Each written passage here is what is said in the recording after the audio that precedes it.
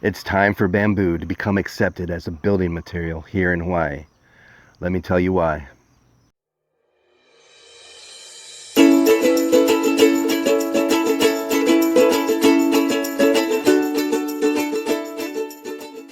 Aloha everybody, this is Sean with Homestead in Hawaii. Thanks for joining me today. I just wanted to share a little bit of on my favorite plant, bamboo. Bamboo is so underutilized in Hawaii, it's baffling.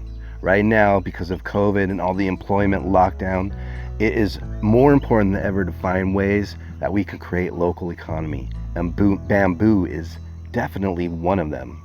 In countries throughout Asia and Latin America and other tropical regions, Africa, bamboo has been utilized for centuries.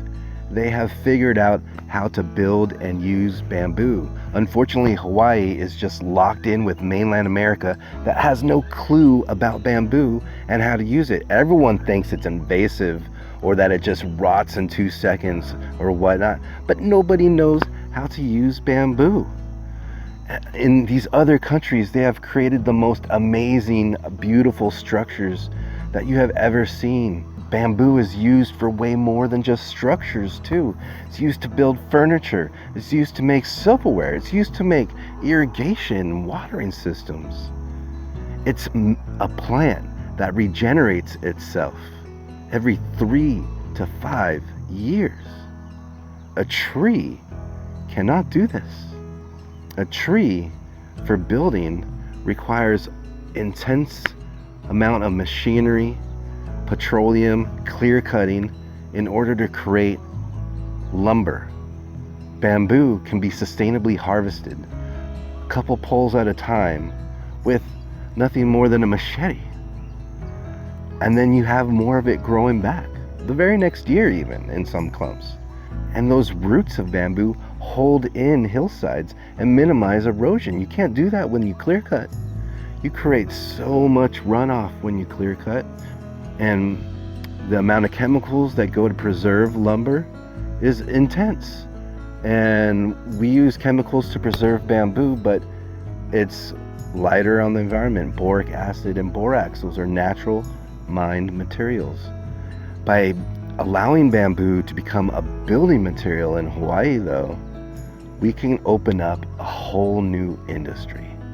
We could have bamboo farms that grow bamboo in a regenerative fashion that is good for the aina. We could have processing plants that harvest and transform that bamboo into usable lumber that will last decades. Then we have skilled tradesmen who could turn that bamboo into beautiful homes and get paid well to do it. All local employment here in Hawaii. It could be a multi-million, billion-dollar industry for the people that live here today, not for somewhere else.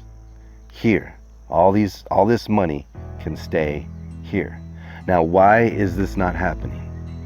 We have a universal building code that Hawaii has decided to adopt that is written by mainland building officials that want you to buy their products.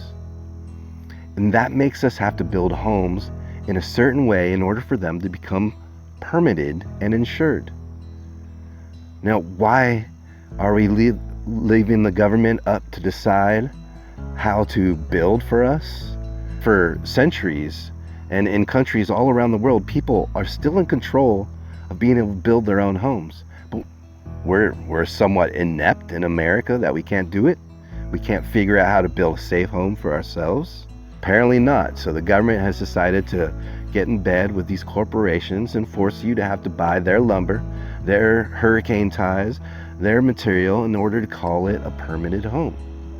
Whereas the government, if they really wanted to, can look at bamboo structures in other parts of the world and see the studies that engineers have done on them and find ways to permit bamboo here as well if we took a more local approach to governance.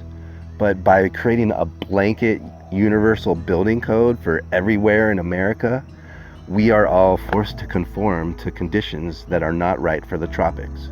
So we have to import all the lumber that we use to build. Almost all the building material in Hawaii is imported. Let's say, what, 95% of it most likely? And why, when we have local building material right here? Bamboo has been turned into complete structures that will blow the mind, using all bamboo, even down to the roofing tiles. And there's no reason why we cannot be using bamboo here in Hawaii.